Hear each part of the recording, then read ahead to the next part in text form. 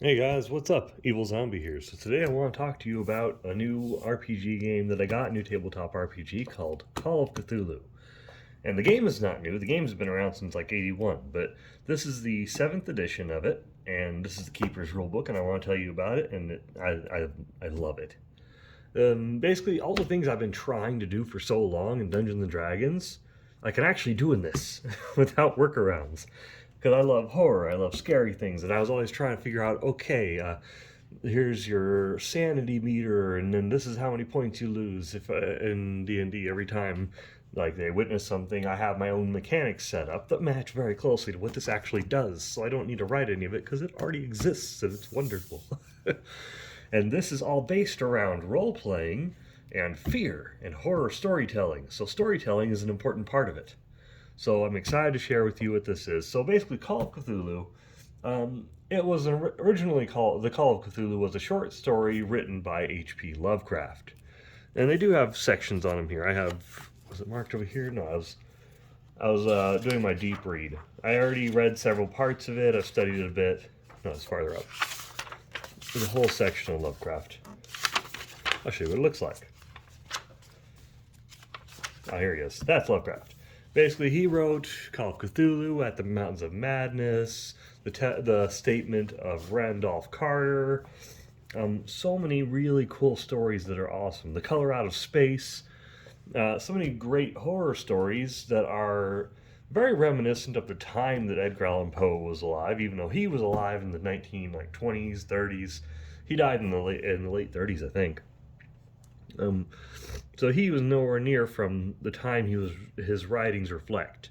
The way he writes and all the stories take place in his modern time, which was like 1920s, 1930s. But the way he wrote was very, very, what's the word? He's like a thesaurus. He's like a walking thesaurus. The guy had a very good vocabulary. And he wrote in an older style that was archaic even for his time. But the cool thing about his stories were they were just very gripping. They were very interesting. And sure, as a person, he was terrible. He's a horrible bigot. He was a bad man. He was very racist, and he is not shy about it in his stories. But the style of his writing and the horror stories that he wrote are portrayed in movies even today, still. And his work cannot be understated with that. So, sure, terrible person, but fantastically talented writer, and I appreciate the writing. Even though, yes, I understand bad person. His later stories started showing that he was changing his views a little bit. Because he thought of stuff like that. And what the hell? This was in like the 20s. It's fantastic. No, I love everything about this story, though. Let me go over the book a little bit. First, let me go over the quality. My book, it makes a creaking noise a little bit. The binding, I don't know if it's loose, but it wiggles a little bit for me. And it makes kind of a creaking noise, but it doesn't seem like there's any separation. It just seems like, sorry, the second cloth layer inside there where the ribbon's attached to, that's not attached to this part. It's all attached to the binding on the sides. So it kind of wiggles and wobbles. So that's just, but the rest of it all seems like it's very high quality. The artwork is fantastic, and it's a solid book. They don't use they don't make enough good use of the page space here on the side on the inside covers. It's also blank for the first page and this next one.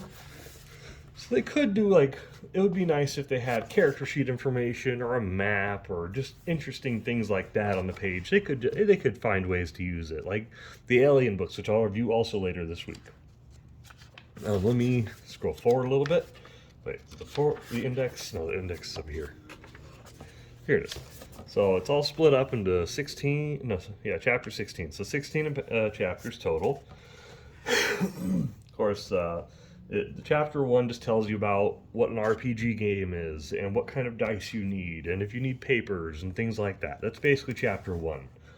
Chapter 2 talks about Lovecraft himself and the stories he wrote and his importance in culture. So that talks about his history a little bit and what kind of person he was. He was like a shy person that didn't get along with people. He was very shy. He would not go to school sometimes. He wouldn't, let's see, he always tried to stay in his trend for the way he wrote, he refused to do bigger sellout things to make more money. He wanted to write his stories. So he had a lot of self-integrity, but he never got famous in his lifetime. Nobody knew about him until after he died. A lot of his stories, like even Call of Cthulhu, got rejected several times in his life. He didn't get popular till later. Chapter 3 is the best character creation I've ever seen in an RPG game. I want to show you that. I'll talk about that in a second. It's cool. I love page 34. Oh yeah, quick reference. They have a quick reference for it. It's awesome. And then the next section, 37. What the numbers freaking mean. I wish every RPG, D&D, I'm looking at you. I wish there was a section just called, what do these numbers mean? It's wonderful. This book handles it perfectly, and I can't complain about it at all. Chapter 4 is about skills. Those are important. We'll get to that. Chapter 5, the game system. So it talks about the skill rolls, which are like ability checks in Dungeons & Dragons, more or less. There's bonus and penalty dice, so basically that's kind of like inspiration, more or less. You can do inspiration in this also. But like you get a bonus dice, you roll a second dice with them on that, and they get to use the lower number on it, which means because it's all about percentage. Basically, this is based on a D100 percentage system. The lower their roll, the better. That's a good thing. Like if you have an average score of 50 on your strength or on whatever your thing was, like I can't remember. If you're trying to do arts and crafts and your score and your skill ability and that is 50, right in the middle of the road, perfectly average 50. If you rolled a 49 on your percentage, you were successful. Normal success. If you rolled a 51, you failed. But if you failed by that much, you can give up one of your luck points to make it a success, which is a good thing. That's a cool thing in this. But there are sometimes luck checks, and the lower your luck gets, then there's a higher chance of you failing a luck roll when you might need it. And you only have a certain amount of luck rolls, or luck points, but I think those, to my understanding, those do come back. You can build those back up again. So use your luck. It's a good thing. So we have combat. Combat in this it's a bit of a mess. Weapons, firearms, guns are a mess. Fuck guns. If you can get away from using guns, get away from them. I mean, they're more powerful. They can kill a person outright. Like, they're very powerful. Basically, your humans are squishy. All of your people are like wizards in this. They're very soft and squishy. They're all humans. And they don't get stronger as it goes on. They don't get tougher to kill ever. They just they become glass cannons. They're able to deal a little bit more damage, not dramatically, but they will always be soft and squishy. It's like an orange trying to fight a kitchen knife. Basically, the monsters will kill you. That's the terror part of it. It's a scary game. That's the fun thing. It's a horror game, you know? But it's all pretty well laid out. They do a good job in describing how to do everything. But if you like, I can give you a link to a series of videos I watched religiously to understand all the mechanics. And the guy did a fantastic job explaining everything. Seth Skorkowski? I have to look at his name. I can't remember the name of the channel. So, chases, chapter 7, when it gets into that, chases are really cool because there's actually mechanics to how to handle a chase, and that doesn't happen in RPGs very often. Like, people will kind of go with, oh, their speed is like this, but this actually has mechanics with, like, how the round will go, if there's obstacles in the way, how that affects the speed, and how to balance the speed out with your actual characters, and how the different obstacles will affect them. There's actual mechanics written down so you can use them if you want to. Sorry, I have a cold. Chapter 8, Sanity. This is the breaking thing of this. This is the best. I love sanity in this. That's like the breaking point for people. You get to pick on all your human players. So with sanity, we'll get to that. It's so cool. I'm going to go to that in a minute. But sanity is basically how you can shape the way that your players see things in this world. Like if they fail enough sanity checks, they get insanity, or if they have a bout of madness or a bout of madness, or if they're going through temporary insanity, you could say something like, you see worms crawling up from the ground, and then you can feel them inside your shoes seeping through the sides of the soles. And what are you going to do from there? And then they just freak out, start trying to take off their shoes and try and climb on something. And the rest of the players are just looking at them like, what the hell are you doing? And it's cool. And then you can give them phobias and stuff like that, like the sample ones. It's cool. It's fun. That's like the cool thing you can mess with people in this. It's a big part of the game. I suggest you really read Chapter 8 thoroughly. Chapter 9, Magic. You don't have to worry about that right away. Apparently, they can't really learn magic until they have tomes, and they basically lose some of their sanity when they're reading these because their sanity level drops, I think, while they're gaining Cthulhu Mythos points for that point scale. Because, like, for their their what's it called, skill check, the Cthulhu Mythos skills, and then they start to learn magic spells or the magic for it, which does cool things, but it also makes them go insane, which is fun. Chapter 10, playing the game. It's a very important chapter. This is like the DM section, or the GM section. This is the Game Master. So it's talking about new players, or sorry, new keepers. So the keeper of arcane knowledge is what they call the keeper in this. And then non-player characters, NPCs, how you do the dice, idea rolls, perception rolls, using the rolls, how to present the terrors, and creating different scenarios. So basically, it's just telling the game master how to be the game master, the keeper of arcane knowledge. Chapter 11 is going to be talking about tomes of eldritch lore, which is cool. We'll get into that. Tomes are basically how you learn magic and how you understand more things about the Cthulhu mythos. And sometimes you won't be scared by some things that you would be otherwise because you've read about it and you understand it, so your sanity's a little safer there in the long run. And that's a cool thing to do. Sorry. Okay, chapter 12, the Grimoire.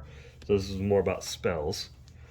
Chapter 13, artifacts and alien devices. This can be fun to really mess with people with, because I would never just give them an unstoppable item to just play with. I've learned that from Dungeons and Dragons. You'll never kill your players. But basically, because character death is a big thing in this game. Anyways, back to it. We'll get into that. But artifacts and alien devices, make it a monkey's paw kind of thing. It can do this, but this will happen. You can mess with it, you know? It's only 10 pages on that, and then it goes into chapter 14, where it's about the monster manual, basically. And you have a good, 70 pages on that sucker. Look at that. That's a lot. You have different types of creatures. Of course, you have normal creatures down here. There's only, 9 pages of that. You have regular horrors like werewolves and mummies and junk.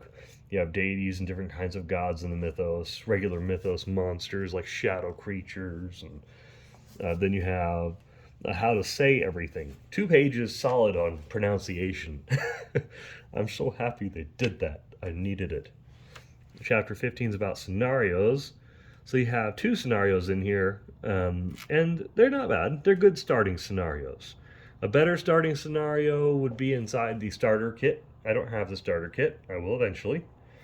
But yeah, amidst the ancient trees, it's an okay story, and Crimson Letters is okay. And the appendices. The appendices are wonderful. You want to photocopy some of these because there are handout tables that you can give to players so they understand things better. Then you have investigator sheets you're going to want to photocopy to give them out.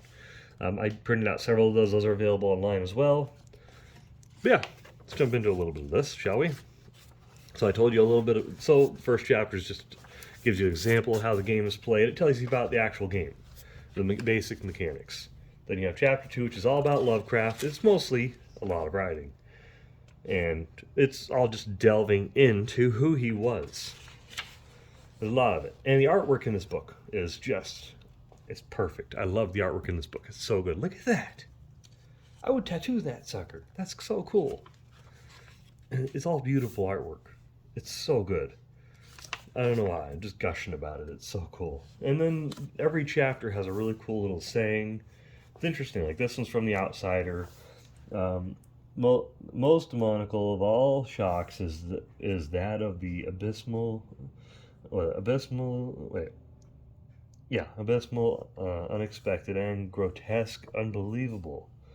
Nothing I had before undergone. could compare in terror with what I now saw, with the bizarre marvels that sight implied. And it's cool. It looks awesome.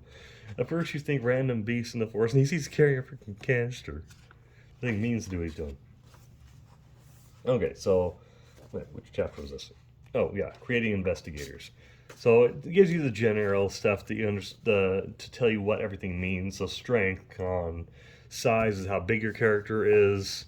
Basically, that does make a big difference, like in your movement speed and stuff, and different kinds of strength stuff. Your health is directly tied to your strength. I think that was, if I remember correctly, your dexterity, your appearance, because if your character has a 1 appearance, nobody's going to talk to you. They're going to be freaked out because it's going to be like, holy crap, Quasimodo. If you have a 99 one, they're going to be like, holy crap, it's Angelina Jolie. So they're going to do anything for you because you're a gorgeous person. Intelligence means like bookworm, smarts. Power roll is, I think that one's more like the wisdom roll in D&D. Education, I think that is, factual knowledge, there it is. Formal and factual knowledge. This is your problem solving skill, intelligence, and this is your actual knowledge. And this is like your wisdom roll, kind of. Like sanity and magic, stuff like that has to do with your power roll. Okay, and then luck and your age. Your age, you roll forward and you get different things based on your age. It does specify it, so that's an important section over here. That's a weird picture, but it's cool. From the Horror and Clay, it's one of the chapters of Call of Cthulhu. If you haven't read the short story, it's split into like 3 sections. I think section 1 was the Horror and Clay. That's I think what the statue looked like. Other attributes, so your damage bonus and stuff. It tells you what your damage bonus and build are, so strength and size, and what those mean in the actual gameplay. And it goes over that with the hit points and your movement range and stuff as well. Here is my favorite page in the whole book. This is fantastic. D&D needs to take a hint from this. Look at this sucker. It has detailed listings of everything with arrows pointing directly to its section, and it describes everything. Like it tells you everything. Like derived attributes, what those are and where it is. It's so cool. I love everything about this, and it has different tables and stuff. It's well done. Then how to decide your skills and stuff. It gives you a section of what numbers actually mean. So the different range, and then the monsters, what their levels could be, things like that. So you have a scale for humans, which is between 1 and 99. 100 is pretty much impossible for most people. It's very rare for any human to get 100 on pretty much anything. Some things specify they can't. But monsters can go above and beyond that, like in power. Some can be like over 210 even. Like one of the gods. Here's a character that they made as a sample, basically that they'll use over and over again as their reference. Backstory is one of the most important things you can do in this book. It's so cool. So backstory is what drives everything. You want to have a well thought out, thorough backstory that describes who your character is, where they came from, who they know, why they know them, what they're doing, all of that. And that drives everything. There's occupations and stuff like that. Jobs can play a big part in that, which is pretty cool. I'm going to scroll ahead a little bit. We're not going to spoil too much. You should go buy the book. Skills, it's all going into like intimidate, locksmithing. It's ability checks. There's a lot of them though. There are a lot of ability checks. I'll show you a character sheet in the back over here. If I can just find character sheet. It's near the back page here. I'll find it. There are a lot of references. Yes, there are. Ah, here it is. These are all the ability checks. Those are the skills. There's a lot. Your backstory, there's a lot of section for that. Fill it up. And dungeon masters never touch treasured possessions. That's just off limits. Let them have their treasured possessions. Mess with everything else. It's all fair game other than that. When their sanity goes low, yeah, screw with that. But leave their treasured possession alone. That's not cool. Game system, it's very important. Look at the artwork in this. It's so cool. Look at that. Okay, so let's see, where are we at? Oh yeah, game system. It's just going into how everything works, how to understand what luck means, your rolls, what the difference is between different numbers, your credit rating, which is like how rich or how poor your character is. Just optional rules, which it does have some, which can be handy, like recovering luck points. Like I was telling you, spending luck, recovering luck. Like you can spend luck to fix rolls, aging your characters.